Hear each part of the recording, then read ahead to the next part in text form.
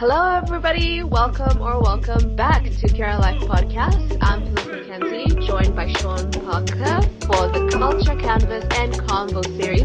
Before we begin, if you're new to the podcast, take a moment to follow all our social media pages. Links will be in the description down below. And subscribe or follow the podcast wherever you're listening from, so you don't miss another new episode from us. Anyway, today's topic is an exploration of the subject that has dominated headlines, social media, and conversations across the globe: cancel culture and woke issues. It's a topic that sparked passionate debates, fueled countless stories, news articles, and raised important questions about accountability, freedom of expression, and dynamics of our digital age. But first, Sean, welcome back to the podcast.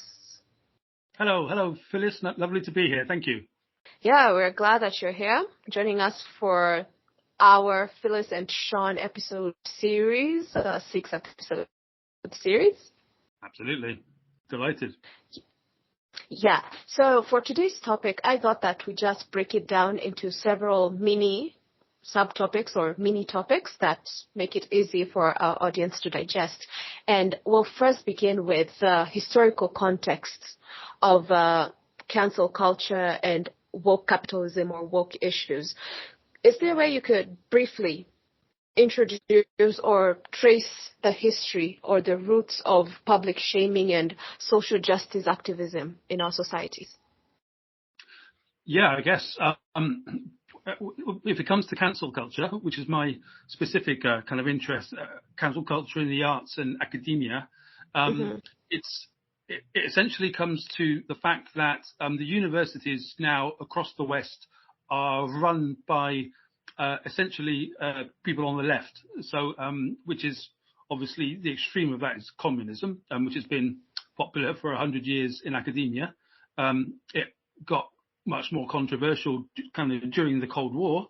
But then in '89, when all that ended, when the when the USSR fell and became Russia, and kind of Russia became capitalist, there was no enemy anymore. So the enemy started to essentially be other professors within your campus who happen to be traditional or capitalistic or something like that. So that kind of feeling started to spiral out of the academies into other people and into the institution, because you train the future brains in your academy, so then they go out into the world and become editors and all the rest of it. They affect the culture. And if you're coming from a sort of purely sort of a left-wing perspective, then you surround yourself with the left-wingers, and when you see a right-winger, you don't know what to do with them. It's another kind of species, so it seems. So that then eventually becomes, we have to shut them up, which is cancel culture. We're not going to publish their books. We're going to possibly expose them. Not that they don't care about being exposed. It hadn't occurred to them. But there's two camps in society. And the internet has really exacerbated all that due to the fact that the algorithms go to the binary, and the advertisers kind of make the money out of lots of hits, and the eyeballs go to the negative. So then you have a polarized kind of cultural system funded with advertising from an old school of left and right. And the left are generally cancelling the right, but the right sometimes cancel the left when they get the chance. Cancel culture is actually on a platform, or maybe like a foundation of holding individuals and institutions accountable for actions that they do, so that we can strive for a more just society and more equitable actions around the globe. But how can we distinguish between genuine accountability and a toxic aspect of cancel culture? Because presently you find people don't know the difference between, is this actually a good type of cancel, or is this just something to worsen the situation type of cancel? Yeah, that's a good point. And it's the counter argument is accountability, which was just kind of brought up as a response to criticisms of cancel culture, because it doesn't occur to them that it's not a good thing to censor kind of sort of other writers and academics and artists. They think they're just doing the right thing. But Mr. George Orwell pointed out in his books 1984, of course, and kind of Animal Farm and all of his essays, which are not that read. But he predicted all this 50 years, 60 before it started happening, that this is what would happen. And with Orwell, he's famously not left or right. He's like a journalist criticizer who's an exemplar to any writer and artist who's trying to find a way sort of through all this. Accountability was brought up in a way to explain the bad behaviours of the censors, because they didn't realise they were being bad. Then he said, well, how would you think if that happened to your book about the environment, for example? And they say, why would it happen? I'm a kind person. Well, you're kind until you're taking the livelihood away from freedom of speech, which if you're sort of the freedom of speech absolutist like Elon Musk, I essentially ascribe to that, but also I'm happy to hear arguments against freedom of speech too, and to like entertain them. It's just I haven't heard many. I can't find one where it even applies, you know. So there's nothing that can be said that can offend me. And then if it's going to do bad things in the future, that's a useless example. If you say you shouldn't say something in case something else happens, that's rather connected to accountability. It's like, well, because you expressed yourself, now we're going to sack you. Well, so the consequences, the accountability for the freedom of speech is having your livelihood kind of removed. That's not accountability, that's punishment. And that's where it gets confusing. And it needs a case-by-case basis, is basic answer to what you're saying. So basically from your statement regarding constructive criticism and the toxic part of cancel culture, basically there needs to be a balance. And the balance actually has to gravitate more on the constructiveness more than the toxicity part. Because I remember when before Threads came up, when Twitter was at its highest peak, especially during COVID, everybody was getting cancelled for literally the smallest things that they do. When you log into Twitter, the smallest thing that you say, you get dragged in the mud for it. So you realize that even if you're just expressing your thoughts, you're just expressing your opinion, somebody there on the internet just finds a way to twist your narrative into something really, really bad. And even for institutions themselves, no matter how small their action is, maybe it wasn't even a bad action, maybe it was not even an ignorant action. It was a pure, innocent action that they did, but they just get dragged down for it. And it's something that social media has really amplified in today's society, right?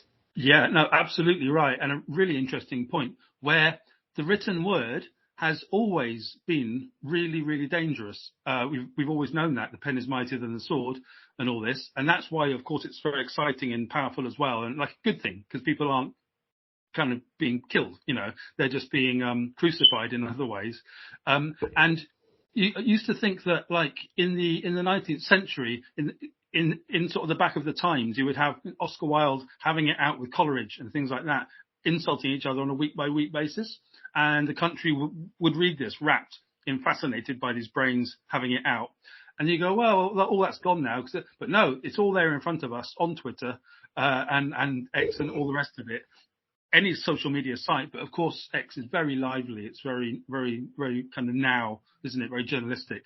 So you get, and the problem is when people communicate in text, they're not communicating as people. They're just sort of projecting, and they're not doing what we're doing right now, which is to the two of us, and then to your audience, is like it's a real-time three-way understanding, taking time, not having to read everything in a blip in how someone presents it in order to catch someone out or to win an argument. I don't like the rhetoric. When you go to a debating society, I'm not the kind of academic who likes to win a debate. I don't care about that. I like asking questions and getting somewhere interesting, not winning something. And that's the adversarial system, which Twitter is based upon, you know, getting the binaries.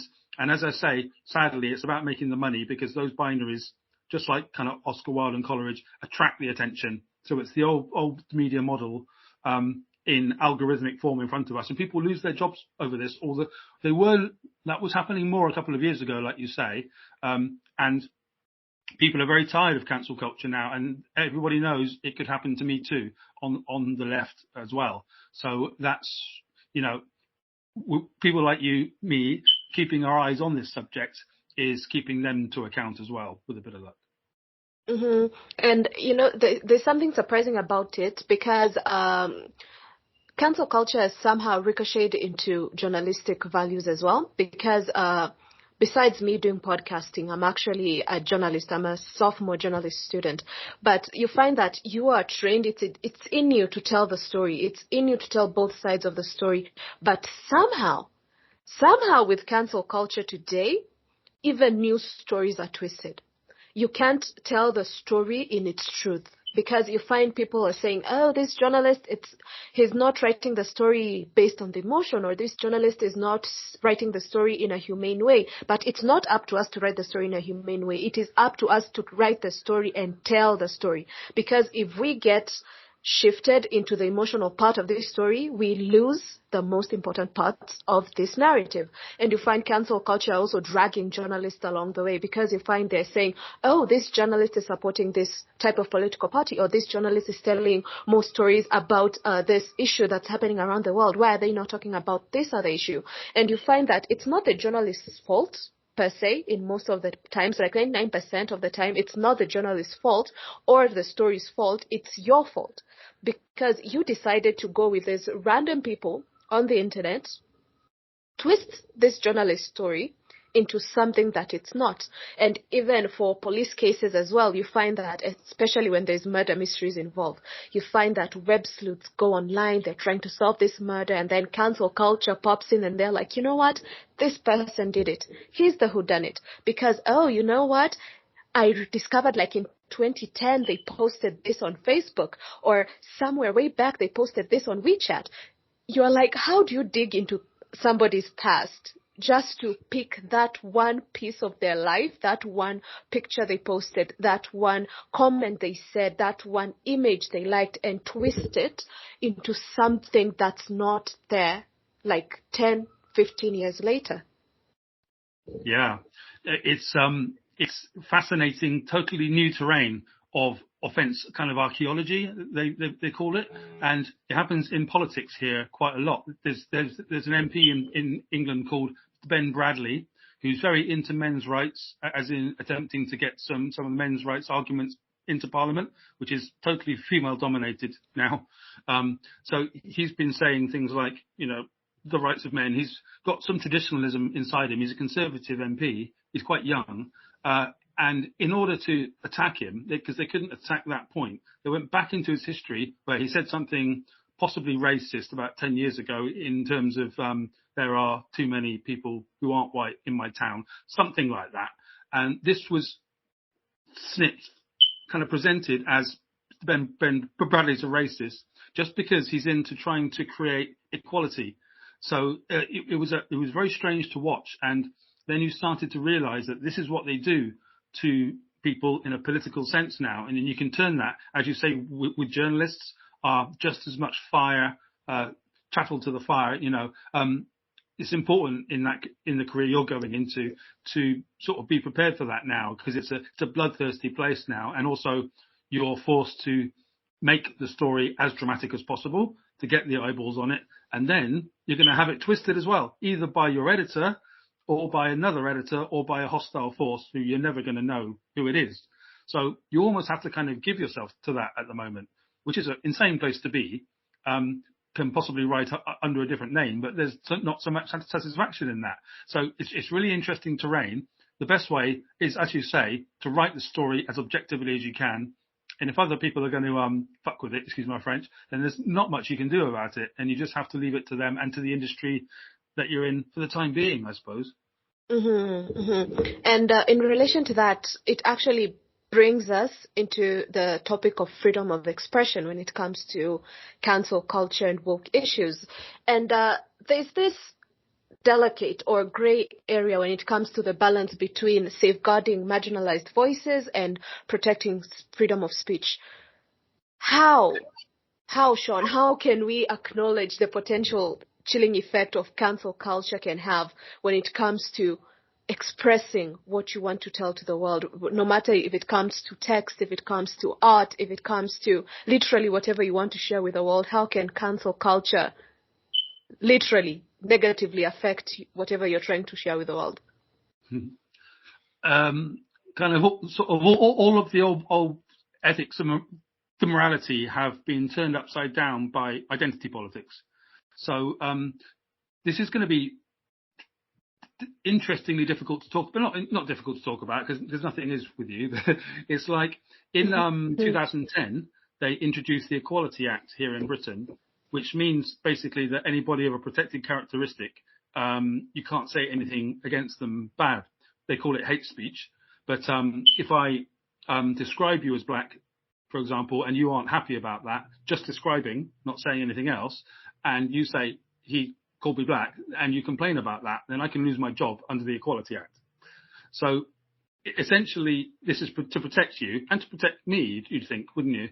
But what's happened is that anybody disabled of a non kind of white race, trans, a person that isn't your own sex, like a man to a woman, there's 9 different characteristics, and that's the main ones, are protected under this.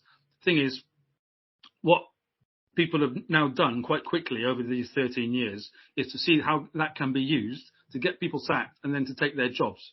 And so inside the government here and the civil service and all the institutions, all of them, they call it is being captured by Equality Act kind of woke things. So you get, for example, a trans person, which is obviously a super minority, but they are also super politicized.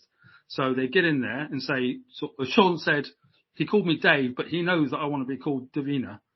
I'll get sacked because I'm not going to apologize for a mistake, for example. Or even if I do apologize, they'll sack me anyway because I'm famous, if that's the case. And that's how they'll get rid of me. And then they'll come in and take my job.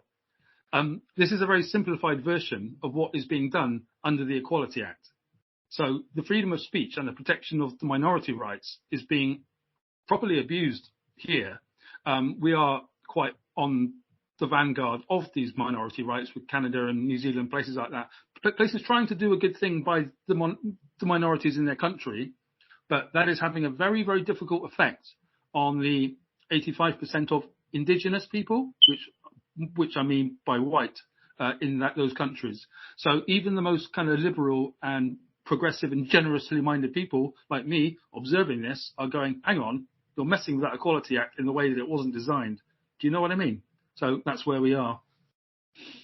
Yeah, and actually, when it comes to my country, I believe that does not exist completely because as weird and as ironic as it may sound, people lash at each other. Like literally, cancel culture in this country, it's not even existent because a lot of people would have been accountable for their actions by now, because you find that freedom of speech when it comes to our country literally means you can do absolutely anything and almost get away with it. Because you find, let's say from the highest point, the politicians, the government itself, you expect these people to be the most moral people because they are your leaders. You expect to be the guiding eye and the guiding feet of the nation. You expect these people to be the people who actually appreciate equality and reforms, but you find these people are actually lashing out on each other on live TV. You find they are throwing chairs in parliament. You find they are fighting each other on parliament, and it's been shown on TV. You find them calling each other crude names on TV, and it's not like vague. It's literally, it's like I come on TV and say, Sean, you think you can beat me in this election? Well, I know you did this and this back when here and here. I have proofs. Come. You want to see this? I won't even take you to court. We'll stand in a field and we'll say everything. Not even like, it's not even a conference. They just call the media randomly and then they just say these crude things so that the nation can hear. They're literally bashing each other, lashing each other, physical fights. And then you go back into the society, you think, oh, maybe the society might have a conscience, right? No, it doesn't happen. It doesn't happen literally. Like you see, we have been fighting for years for LGBTQ rights here in this country. Literally, the courts approved it, like the Supreme Courts approved it, but politicians, these are politicians. They are trying to like say, this should not exist. because this is not African norms as what they say. They are not saying it's a 21st century thing. No, they're saying completely. This was brought in by the colonials. This was brought in by the whites. So we are not supposed to go by this. If your child is doing this, then your child is possessed. Your child is cursed. You're not supposed to do this. And I'm like, okay, I thought you people, you are trying to develop the country. I thought you were trying to take yourself off the map as a third world country. How is this a just society? And nobody's talking about it. Everybody wants to think that, oh, the country is all flowers and roses. Oh, come see the country. And I'm like, you guys are hypocrites. How do you just call tourists into the country and you're like, oh, the country is so perfect. Come see the nation. Come see the wildlife. Oh, poverty? What poverty? The only poverty you can see here is in the slums. People dying of hunger? No, those are only people in the deserts. And you realize, oh, my neighbor literally didn't eat last night. The child hasn't eaten for a week. Why aren't we talking about that? There are people who don't have houses. They literally live in boxes or roofs that are leaking each and every day because of literally showers, not even heavy rains, just showers. But, oh, you're painting this picture to the world that we're not a terrible country. We have great leaders. We go to World Health Organization meetings and we stand there with our president, with our prime ministers, with our VCs, and we're like, hey, Hakuna Matata. I'm like, no, there is a problem in the country because people don't get to see this. We, the ones who are on the ground, we're the ones who get to see this. And I'm like, why isn't the nation talking about this? We have social media. The young people can't talk about it. Because do you know what they say, Sean? They're like, what has this government done for me? Why should I complain? I'm okay. So if you're not okay, I don't care. Are you my family? No, I shouldn't care.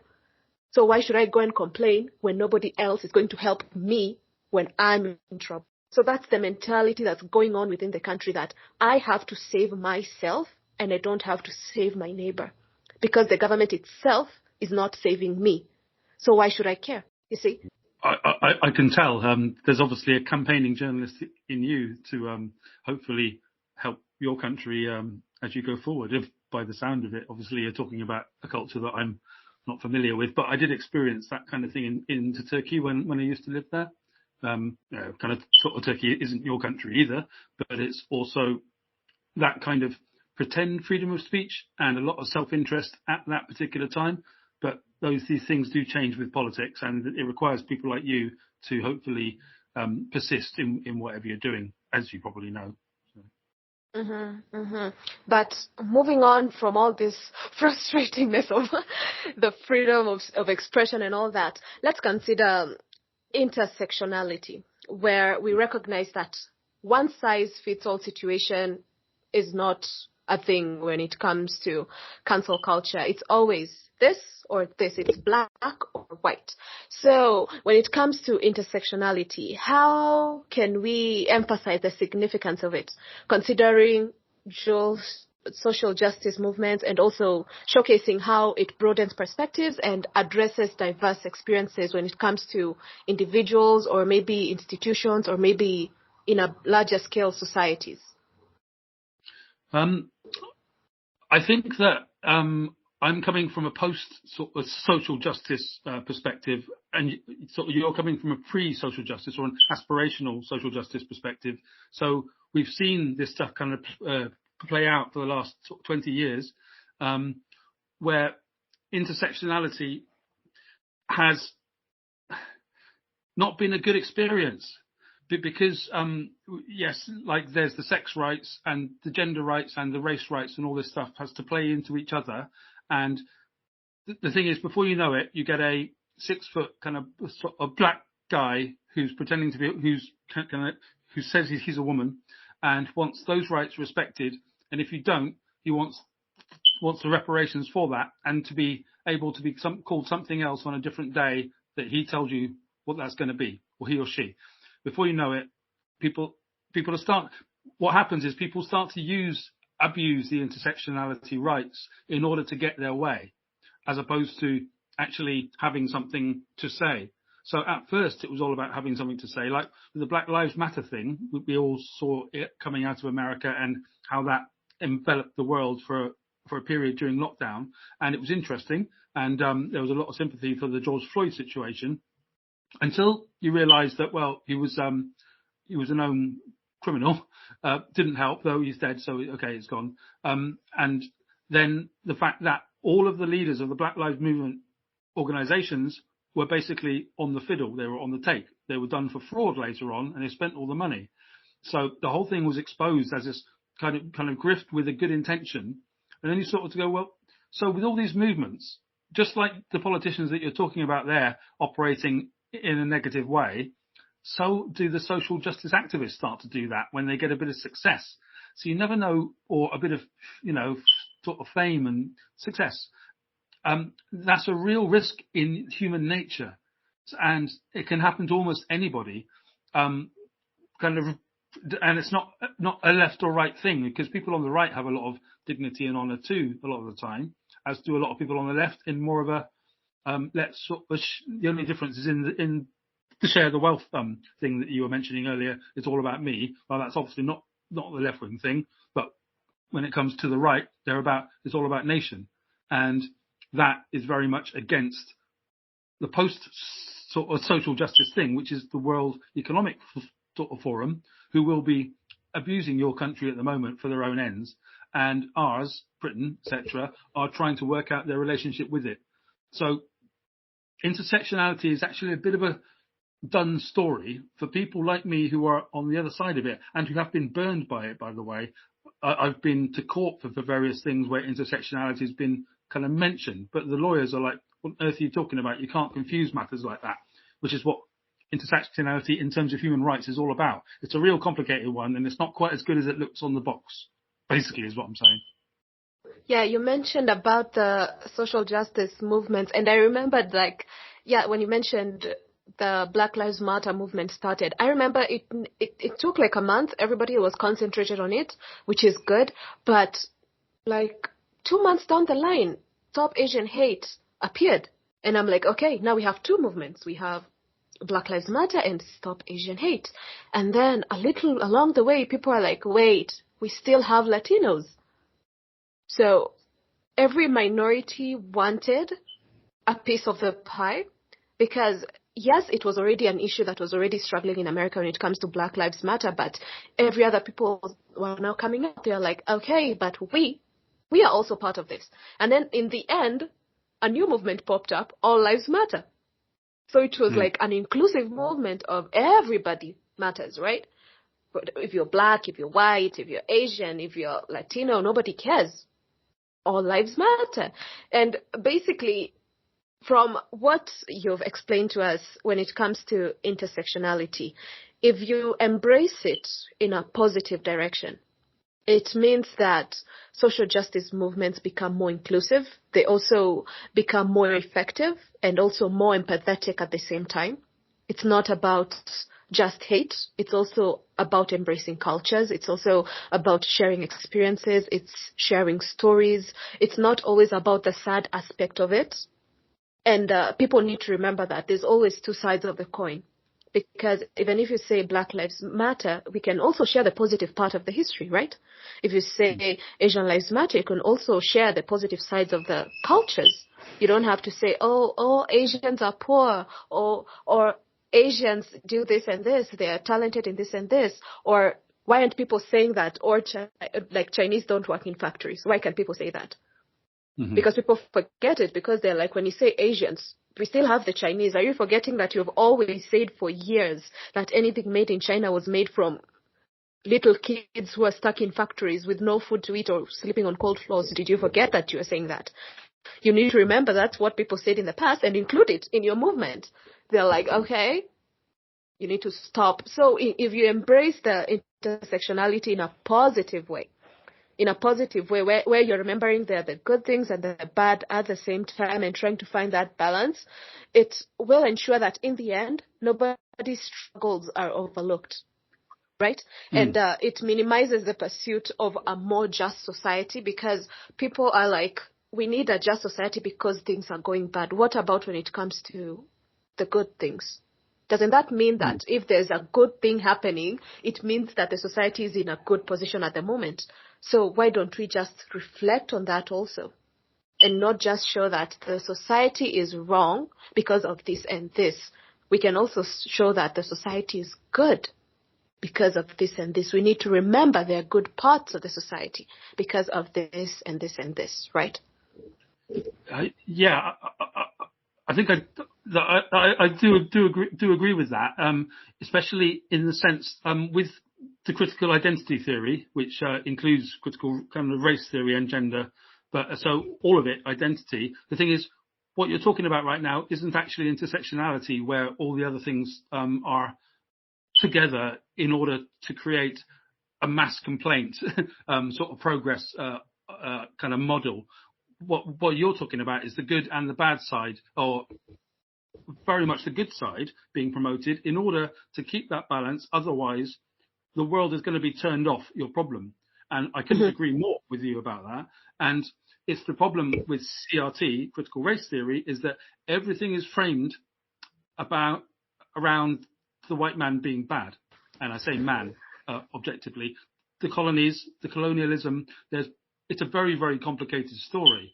And I'm not about to protect it as a white Englishman, but I know my history as well as you do probably. And in both of our countries, there's lots and lots of people who support the concept of colonial, or the good things done back then, as well as the bad things, which are much, much more talked about because of the time that we're in. But for 200 years, it was only the good things that were talked about. So what I'd like to see will be a post-intersectionality place where all the good and the bad are talked about. We shouldn't be pulling statues down in this country, which, you know, there's a fashion for that a couple of years ago. And that put back the intersectionality cause massively. If you take down a statue, even if you had a statue of Hitler in the middle of your town, and the people decided they wanted it there, nobody has a right to take it down. But that was happening here because of critical identity theory. So it's very, very complex, and it's all about the politics of power as well. But I completely agree that people should exemplify the positive as well as the complaint, just because they think that the positive is not going to get them any money and any kind of leverage. And that's a problem, because if they don't do what you're saying, they're just going to end up in a negative downward spiral, and that would be a pity. Yeah, you just mentioned that, and I remember the saddest thing. It's not funny, but it's sad because was it when did the Queen pass away? Was it this year or last year? Just last year. Yeah, I don't even remember. Time is flying that I don't even remember. Yeah. When the Queen passed away, I remember it was a sad moment for everybody in Britain and for the rest of the world. And I remember I posted my condolences for that. And everywhere on my WhatsApp status, people are like not even moved by the Queen passing away. And people are, especially when you checked on the Kenyan side of Twitter, people are like, oh, the colonialist has passed away. The colonialist has passed away. And I'm like, wait, she didn't do anything wrong. Her father was the colonialist. She wasn't. Because remember the time that when we check our histories, because Britain's history and Kenya's history, there's a point in time where it interconnects. Because when Queen Elizabeth was announced that she was going to take the throne when she was younger, she was actually in a vacation in our country. When she received the call and the announcement, she was in our country on a vacation. When she found out that when she found out the king had died and now she was going to be queen, and when she flew back, it took her a few years, but she helped in a way to end the colonialism in our country, because it was her father's actions, not hers. But when it comes to the people of our country, they just generalized Britain in a whole, and they're like, you know what? Who are the colonialists? The British. Mm-hmm. So who is to blame? The Queen. And I'm like, hold up. You're not supposed to speak ill of the dead, but what has the Queen done to you? No. She did nothing. She did nothing. It was the previous holder of the crown that did that. Why didn't you say that during that time? But now that you have a face to the crown, you're going to blame that face? Oh, I'm telling you, it was the worst moment of my life, because I'm like, is there no shred of thought between these people? Because it was only the government officials and like high-ranking people in the nation who are offering the condolences to the monarchy. But for the rest of the countrymen, people are like, good riddance. we've gotten rid one of the colonial list, and I'm like, okay, people, just slow down, look back. That's very interesting. Yeah. Yeah, it was, because I'm even looking around my peers. They're like, you know what? Growing up, I remember my grandfather was part of the freedom fighters. I remember my great grandpa was part of the freedom fighters. So we're not supposed to be mourning along with the people of Britain because they lost their monarch. We are supposed to be celebrating because it's reducing. And then I'm like, just take a moment and pause. Just pause, breathe in, breathe out, pause, and rethink your statement. Just pause and rethink your statement, because that was it was a very weird week for everybody, because you look at one side of your Twitter account, everybody's remorseful. You look at the other side of your Twitter account, people are celebrating in a way, and I'm like, okay, she wasn't Hitler. If this was like back then in Germany with Hitler, you could have understood why some people are celebrating. But it's like, you can imagine, let's say, like a great grandkid of Hitler, and then they pass away, and then an entire nation celebrates their death because of what their great grandfather did. It's like they're blaming this brand new generation, and I'm like, wow, you guys, that's just mean. It's actually mean in a new level. Yeah, I'm sorry to you guys, but it happened here. There we go. Sadly. Like, I mean, that's the whole story of the post-empire for us. Is that what sort of British people have to remember, whatever sort of side of the political divide they're on, is that all of the colonized countries, and there's loads of them, have a right to have their stages of grief. And if kind of Kenya is still in a certain anger stage, then it has to do that until it starts to realise that Britain is a part of their past, whether they like it or not. Because if you erase that, you're erasing something precious from your grandparents' lives, and they'll get that eventually. You'll still have historians keeping all this stuff going. You can't completely eliminate all this stuff, and nor should you. And that goes for Hitler's grandchildren as well, you know. So if they're going through that stage, hopefully the other stage of acceptance is coming down the line. And very patronising of me, but that's how I have to handle the fact that my great-grandparents were doing the work of the Queen's granddad, or I don't know. It wasn't us, was it? Basically, anyway. Here we are. Yeah, it wasn't. It was 60 years ago. I don't even remember. Was it the Queen's dad? I don't even remember. The king. I don't think so, because he wasn't that kind of a guy. But I think it was her granddad, possibly. It King can't Edward? be. 60 years. 60 years. Yeah, it was 60 years ago that the country gained independence. So you can say like about 5-10 years of fighting for independence. So it could be the Queen's father. Well, the Queen actually came to the throne 70 years ago. So at the time that was happening, it would have been her in charge. But I think we have to consult some historical Google a bit later on to find out. Yeah, it was probably the Queen's father, because I remember according to our history, the fighting part of independence was also long, and then they gained independence 5-10 years later. I don't even remember. The history is complicated. It's short but complicated. Funny enough, okay. I even wonder how the people in the States study their history, because U.S. history is so long.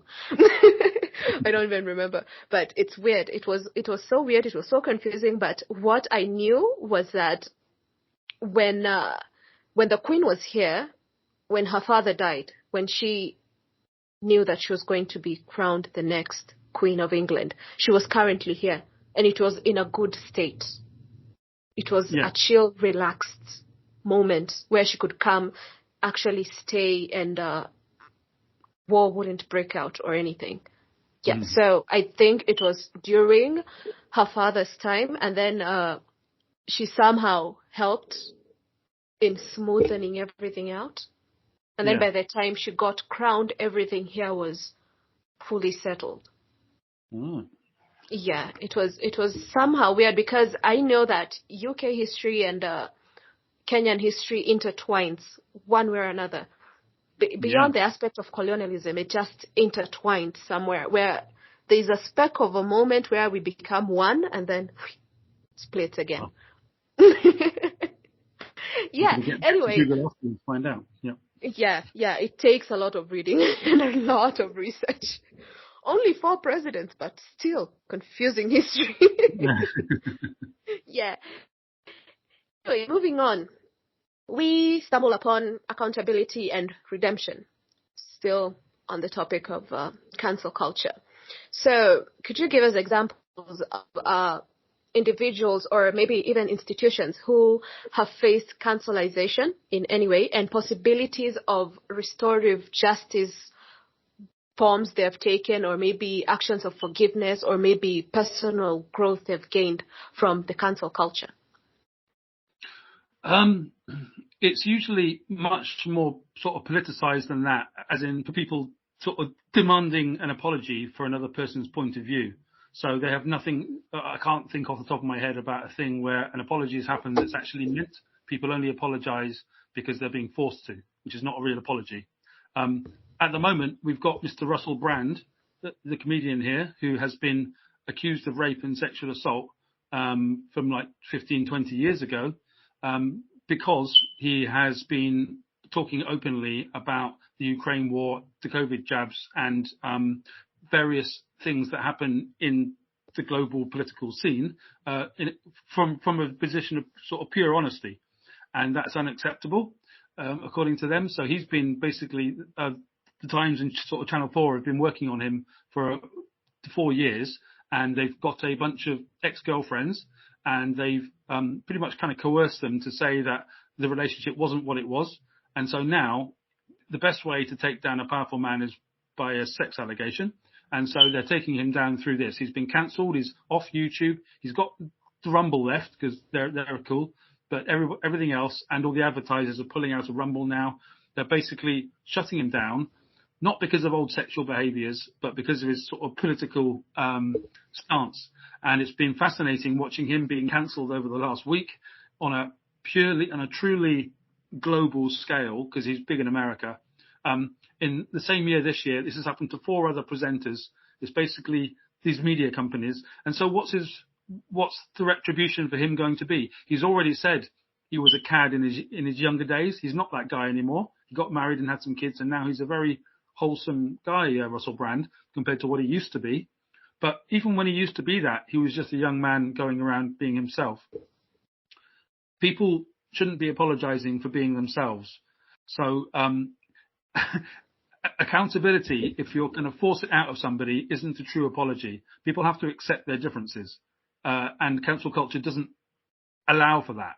So what the counsellors have to do is to accept the fact that people who don't think their way are not evil, they just think in a different way. But children don't do that. They say they're evil.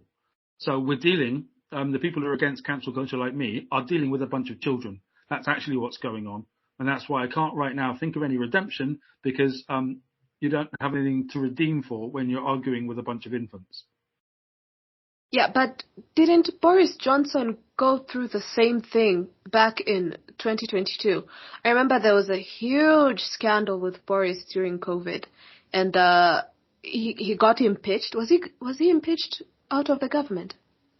I don't even remember what happened, because I couldn't follow up, because it was news after news after news, Twitter after Twitter after Twitter, and then I'm like, okay, wait, hold on, what's happening? Yeah, it's a story. If you're going to follow British politics, it's all a storm in a teacup. It's all complete nonsense. But it was a lot of different things with Boris, because he's basically a survivor and will just kind of twist the truth at every point. If Russell Brand's not like that. He tells the truth all the time, and that's what's got him into trouble. But with Boris, the straw that broke the camel's back was one of his MP assistants used to get drunk and used to fondle the bottoms of the young kind of guys that he worked with. So, and it was a drinking problem basically. But because Boris said, ignore this, he can have a job anyway. a journalist discovered this, outed him, and said that how come Boris knew all this and didn't tell us? Da, da, da. So it was another sex scandal, but it wasn't Boris's sex scandal. It was one of the people that is an MP for him. His name's Chris Pincher.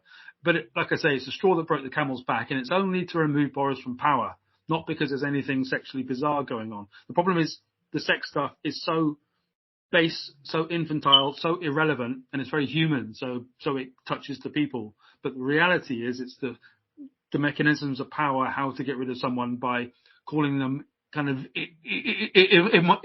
immoral. And to Donald Trump and Joe Biden, exactly the same thing. They've both been accused of sexual assault, but you wouldn't know that from Biden. So it's all utter bollocks, I'm afraid, for this. And it's but also it's as sort of journalistic like people, we're able to kind of prize it apart, you know. Yeah, because I remember it was like Boris was being ripped apart on social media, because every single time I tuned in to Fox News or CNN, I could just see his face.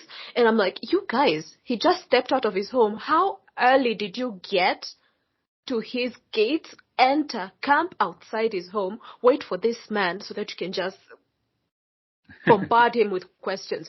And I'm like, okay, at a point I sympathized with him, and then I'm like, wait, what's even happening? Can somebody just paint me a clear picture of what is actually happening? Is he guilty or not? Because Twitter can't tell you anything. Twitter will just give you a headline. And if you try to follow up with that headline, it's complete nonsense that's happening in the comment section, because everybody is trying to throw their opinion, and everybody is trying to be a witness. Everybody is trying to be the secret holder. Everybody is trying to be the news breaker. And you're like, can somebody with actual information just tell me in a summary what's going on with Boris? Because right now, even for Trump himself, if you try to follow Trump's case, it's a lost cause. It's a complete lost cause. You just have to wait for the court to say if he's guilty or not. Is he getting sentenced or not? That's all that matters at the moment. Because if you try to follow up all the allegations that everybody has filed against him, you won't keep up. You won't keep up. Because it started with racism, and then it all went down. Actually, not even racism. It started with the Mexican wall. The wall he wanted to build on Mexico. And then it went into him trying to abolish Obamacare into smithereens. And then it went on to him not caring about Black Lives Matter. And then just escalated into, I don't know what. It was crazy. It was insane. The next minute I know is that he's in court. I actually just saw his mugshot, and I'm like, wait, he's already getting a mugshot? Because I thought this was going to be like a silent thing like they do in the States, like behind closed chambers. It's just the judge, the prosecutor, the Trump and his lawyer. But it's everywhere. It's everywhere. And you don't know what's actually happening.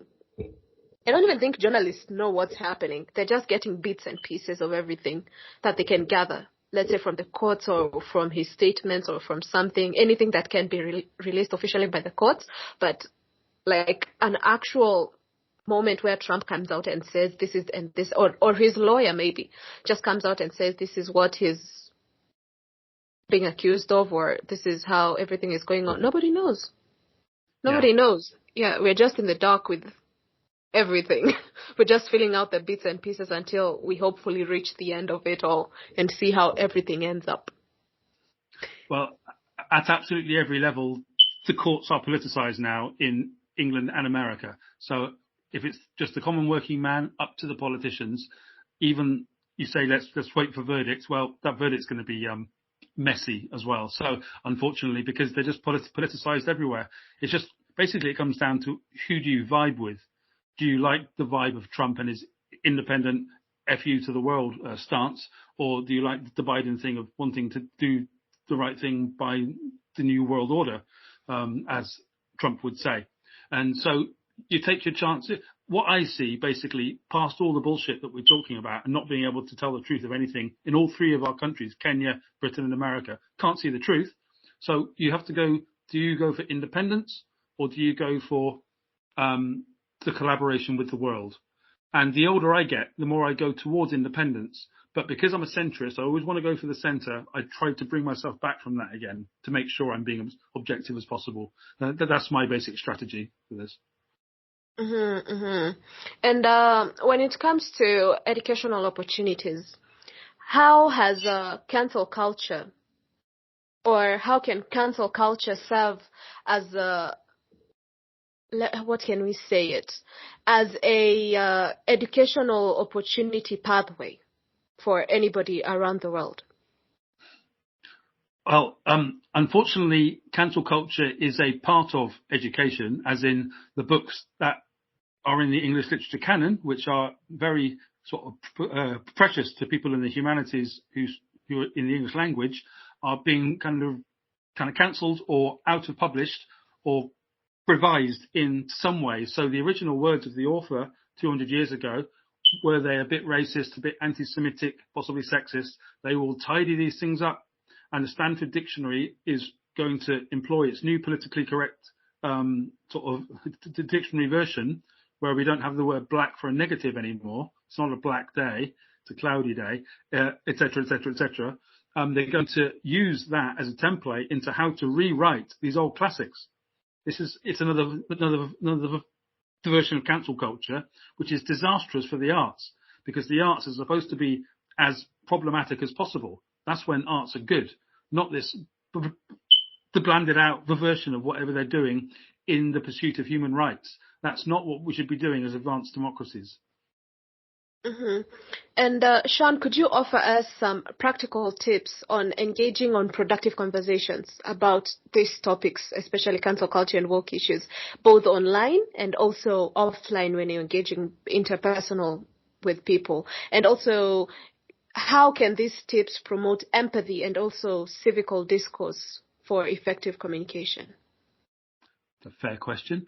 I hope that our audience is kind of sort of listening to this and understanding what we do, which is to analyse without judgment and to toss from both ideas. You have a brilliant ability of taking the other side in a reasonable way, and every time I sort of find myself getting frustrated with something, I try to go to the point past that, which is as an adult looking back on it and going, what's the reason I was getting frustrated with it, and looking at that. So I think it's very important for people not to personalize this stuff too much. We always get very personal about it. It's not helpful. It's not intellectual. It's not academic, and it's not going to help getting kind of reactive, because the media wants you to react. And if we're two people kind of in the media or going towards the media, criticizing it. And that's very healthy. And the best way to do that is to look at what it wants, and just look at what the story wants you to think, and then think, do I want to think like that?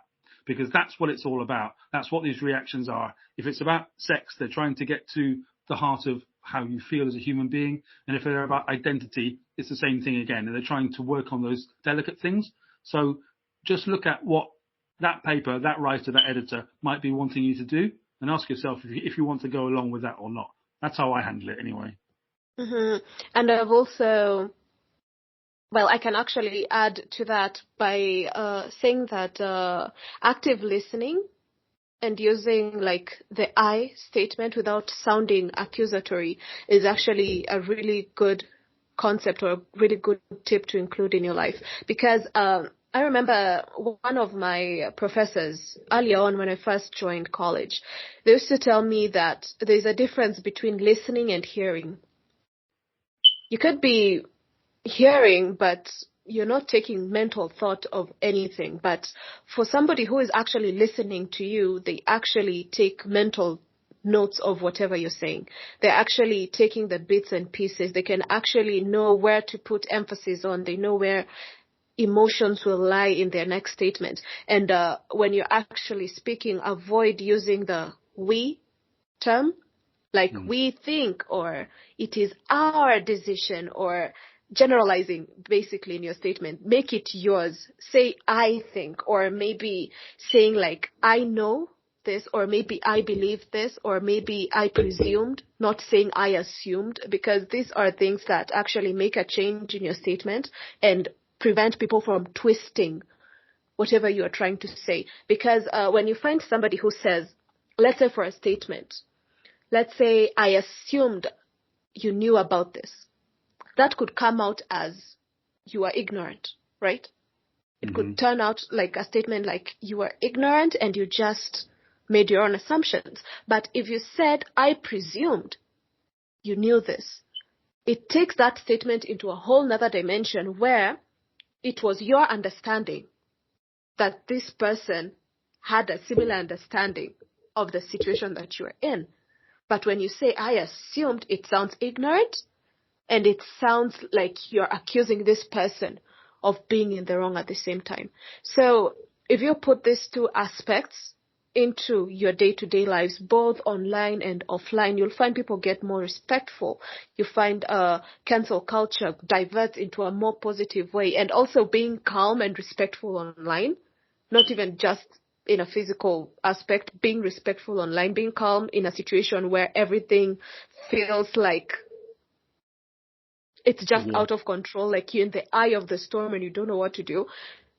Just stay calm and stay respectful, and remember to just empathize with everybody who is there, because you don't know what this person is going through when they're trying to lash out at you when in social media. You don't know what they're thinking at the moment. So if you try to fuel the fire at the same time, instead of just calming it down, you realize, everybody gets burned and nothing is salvaged at the end.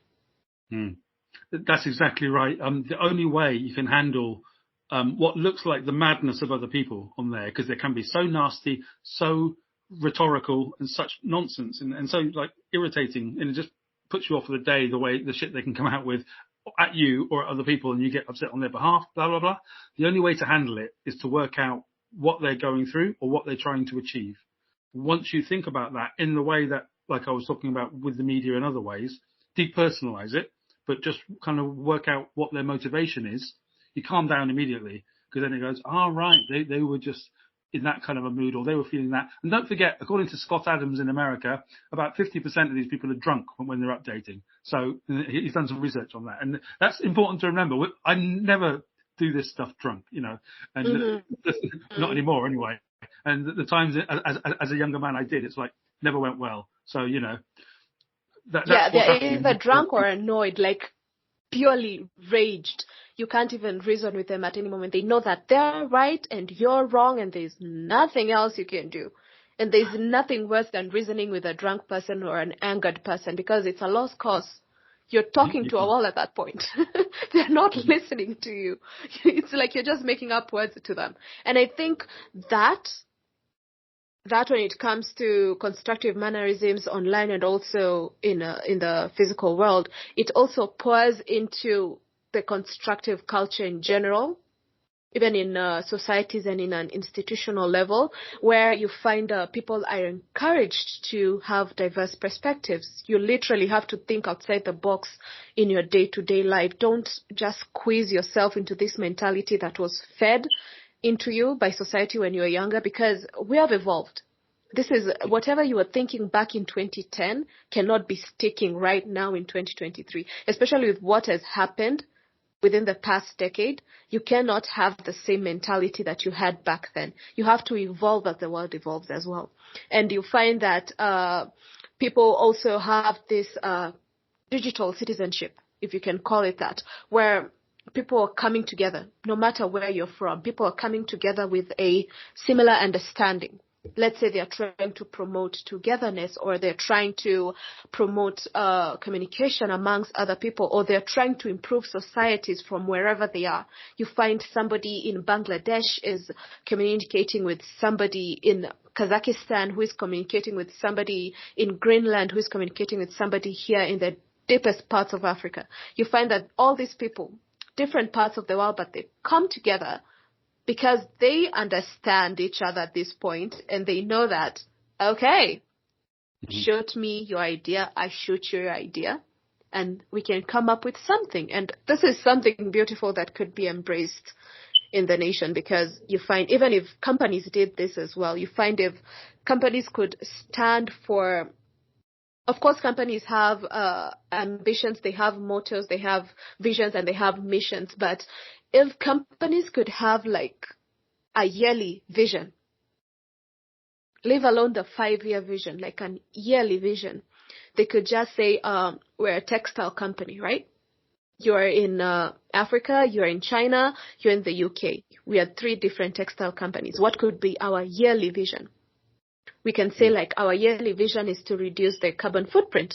Let's not produce new clothes. Let's find a way to recycle old clothes into something new. Let's refurbish everything into something new. And in the end of the year, we can have this huge cheap sale where everybody gets to buy these things. And you will find like even companies, they can have like that yearly vision where they can come together with the same goals for 1 year, and they can say, oh, because I know something, you have this resource, they have this resource, let's come together and have like every year one big thing that we can do for the world. You don't have to do it within your own country. You can choose a random region, like completely random, and just decide, let's help that community right there. Like our yearly goal is for that community. And I think if we did that as a species, like in let's say 10, 20 years, the world would be a better place for everybody to live in. Sounds great. Good luck with it. Let's see how that works with our other jobs in life. Yeah. You know what they're like. I'm sure I'm not the only one who's always thought of that, because I'm sure you know this song by Louis Armstrong, What a Wonderful World. When he made that song, when he sang that song, it was years back. Was it 30 years back? Oh my, that song's old. Possibly 1960 or something like that. Yeah, that song's older than I am. I think it's as old as my dad. Yeah, it should be that. 40 years ago. And if he had that dream back then, I'm sure a lot of people have had the similar dream along the way, where somehow, maybe, hopefully, we can just sit a day in the planet and not have like disasters happening within societies. We won't have a politician being accused of murder. We won't have a musician being accused of something. We won't have a common man being accused of treason. We just have at least just one chill day. We don't have to have it all, just one chill day. At least maybe even the polar can stop melting for that one day. Who knows? Who knows? Like the world could just stop. It's like just time stops for a single day where everything is just going right. That's a dream. Perhaps just don't read it, because if you don't read it, it doesn't exist. You know, that's a problem with the media. But that's difficult to do when you're ambitious. So double bind. Yeah, you just have to share your hopes and dreams with everybody until finally, like at least a large enough group of people see your vision, and they can hopefully. Idealism is good, and if there's anything that we can do with this tech that we're using, then it's absolutely a good thing. You know, you're talking to lots of people who care. I'm a little bit jaded. I used to be much more like you than I am now, but it doesn't mean that I don't support you. I completely do. It's just how these fuckers operate, and it's a bit tricky, you know. But. Yeah.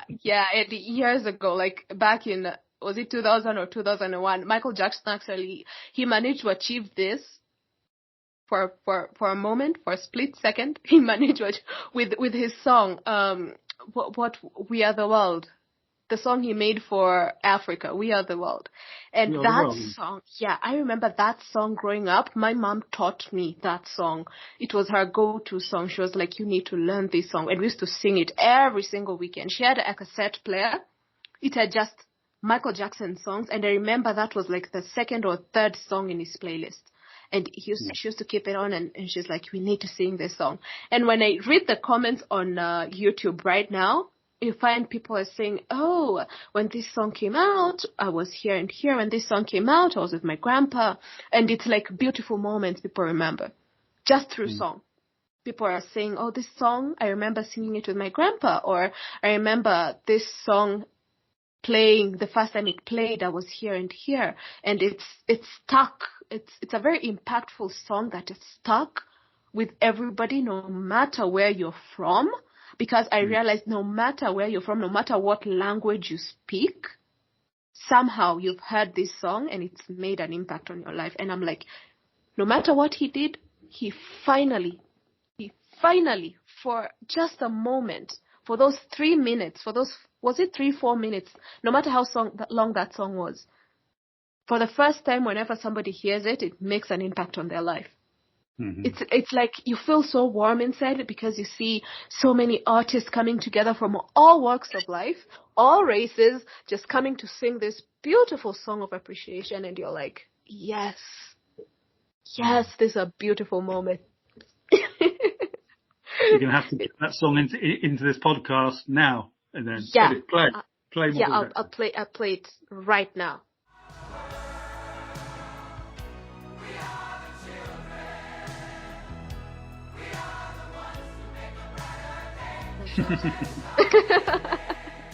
Anyway, for closing remarks, do you have anything for us? Oh, well, no, that was a journey as we do, and fascinating hearing about the Kenyan history. I'm going to get onto a bit of that later on but I'm very careful on cancel culture because I'm an artist and a writer, and I wouldn't want to sell 1 million copies of a book, and then a person goes in and goes, did you know that 10 years ago Sean said something about someone there and everything's cancelled? What a nightmare. And I'm sure your audience thinks the same thing wherever they're from, So that's where I'm coming from.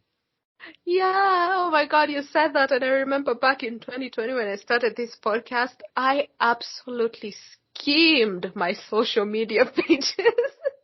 Especially on Twitter, and I'm like, what did I like? Because when you go to Twitter on your profile, there's a section of liked where you can click and see whatever you've liked, and I'm like, is there anything that I've liked that's controversial on the world? And I'm like, is there anything that I've posted that's controversial? And right now, even if I post something on social media, I'm so careful with whatever I say. I'm so careful with whatever hashtags I use because I'm like, you never know. Because you could be trending tomorrow, and then by the evening, people are just on you. They're like, oh my God, 6 years ago, Phyllis had this new account, and she posted this picture. Or, oh, she liked this picture. And you're like, wait, during that time, this was just an innocent picture. What do you mean? What have I? And you can't even try to get yourself out of it because the more you try, the more guilty you look. You have to be quiet.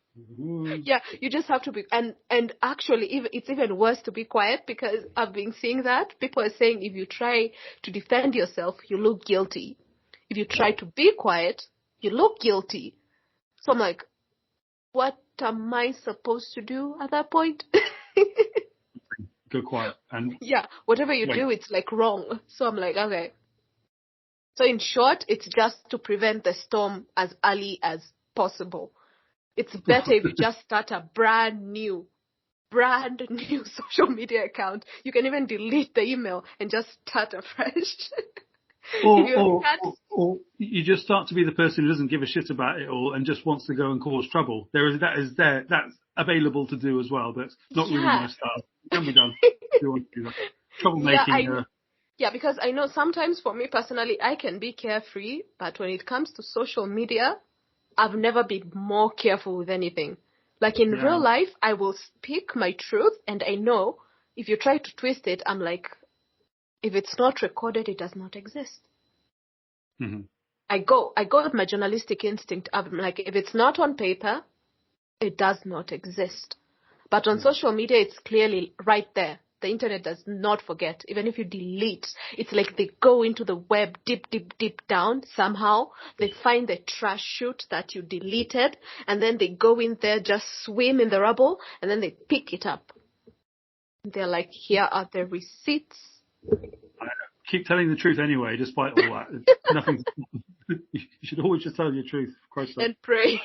just tell the truth and pray to the heavens and nobody twists anything that you say. If they do, fuck them. So I'm doing too much swearing tonight on your show. I'm sorry. It's okay. It's okay. The good thing about Spotify for podcasters, they allow you to label if the episode is explicit or not. So you can just label it instead of editing anything. But when it comes to YouTube, oh my God, YouTube, you need to have a strong editor who loves to stay awake so that they can just listen to every single thing that you say and just bleep out everything. There are a lot of filters these days on YouTube. It's weird.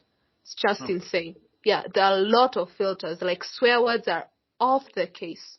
You can't use swear words on YouTube right now. If you want to get paid, no using swear words. You have to bleep it out. No matter how small, you have to bleep it out.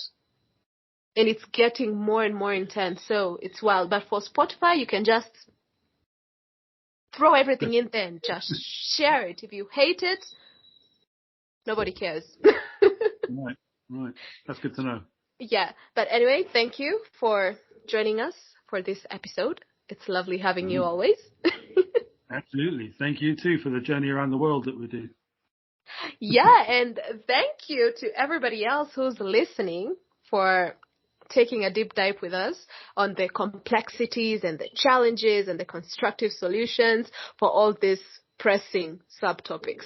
So you can just take a moment for yourself, just go on the web, do your own personal research, explore the history for yourself, explore the nuances, explore the powers of empathy when it comes to cancel culture, and get an understanding for yourself before you decide to be, an online warrior for cancel culture.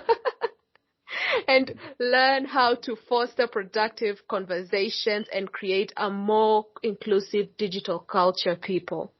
Don't just go about saying anything without knowing the context of the story. Don't dive into the comments because anything is trending. Try to understand it first, know where emotions lie, and then speak your mind. Don't just speak without thinking, It's like leaping without first taking a breath to think about the situation. You might dive into rapid fire, actually, if you do that, and it's not nice.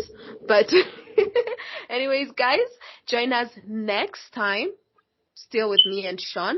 The series is not done. This is the second episode. We have 4 more episodes to go for a brand new fantastic topic. I'll announce it soon enough on our social media pages. Remember to follow them. Check out Sean's books as well on Amazon. Leave a review.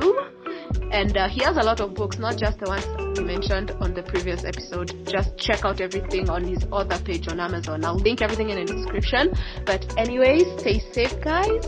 Stay compassionate and keep the conversation going. Bye.